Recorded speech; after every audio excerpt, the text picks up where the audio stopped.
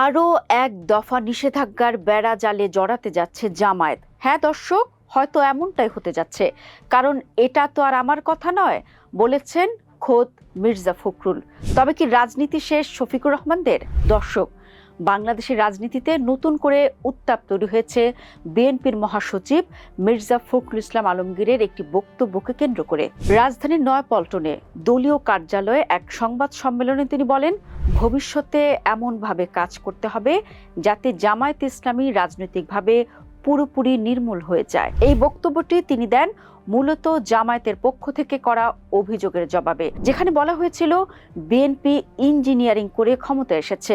ফখরুল সে অভিযোগ প্রত্যাখ্যান করে বলেন, জনগণ সচেতনভাবেই জামায়াতকে প্রত্যাখ্যান করেছে।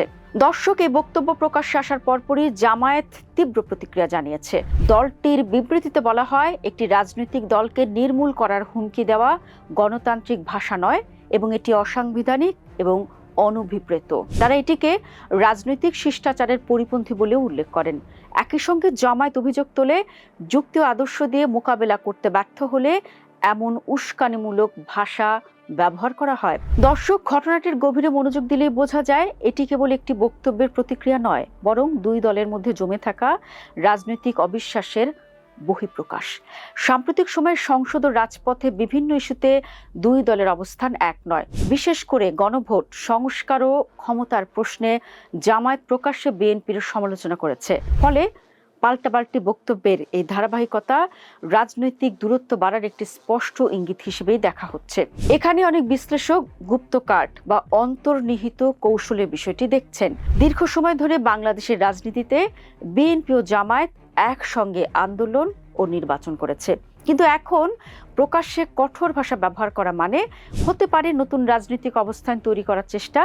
বিশেষ করে ক্ষমতায় থাকার পর একটি দল অনেক সময় নিজস্ব পরিচয় আলাদা করে দেখাতে চায়, যাতে ভবিষ্যতের জোট বা ভোটের রাজনীতিতে তারা স্বাধীন শক্তি হিসেবে দাঁড়াতে পারে। মির্জা ফখরুলের বক্তব্য আরেকটি দিক থেকে গুরুত্বপূর্ণ বার্তা দিচ্ছে।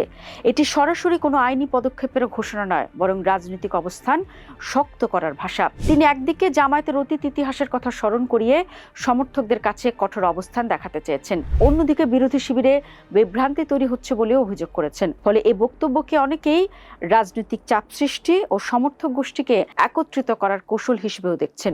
সংসদে এক ধরনের ভাষা আর রাজনৈতিক মঞ্চে আরেক ধরনের বক্তব্য, এই অসামঞ্জস্য নতুন নয়।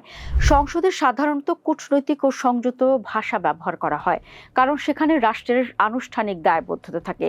কিন্তু রাজনৈতিক সমাবেশ বা সংবাদ সম্মেলনে ভাষা অনেক বেশি আক্রমণাত্মক হয়, কারণ সেখানে লক্ষ্য থাকে দলীয় সমর্থকদের মনোবল বাড়ানো এবং প্রতিপক্ষকে রাজনৈতিকভাবে চাপে রাখা।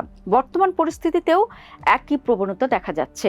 এ পর্যায়ে আরেকটি বড় প্রশ্ন সামনে এসেছে, বিএনপি আদৌ কি সেই পথেই হাঁটবে যে পথে একসময় আওয়ামী লীগ প্রশাসনিক ও আইনি প্রক্রিয়ার মাধ্যমে জামায়াতকে নিষিদ্ধ করেছিল?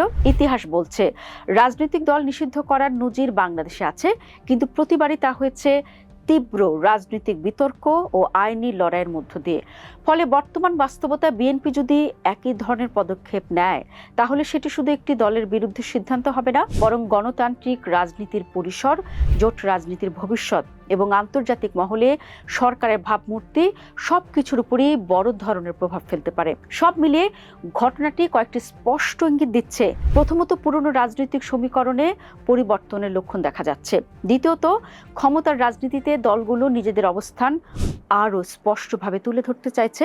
আর তৃতীয়ত, সামনে বড় রাজনৈতিক সিদ্ধান্ত বা নির্বাচন ঘিরে প্রতিযোগিতা বাড়ার সঙ্গে সঙ্গে রাজনৈতিক ভাষাও আরও কঠোর হয়ে উঠছে।